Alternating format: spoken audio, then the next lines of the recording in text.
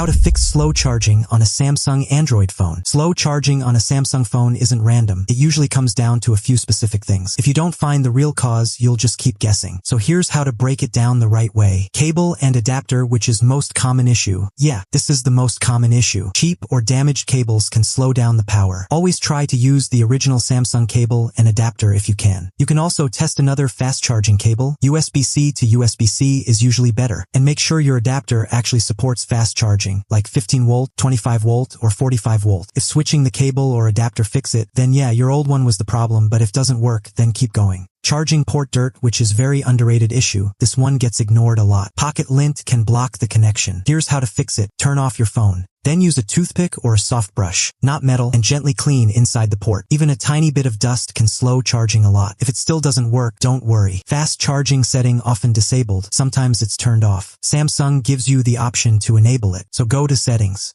Scroll down to battery. Tap on battery.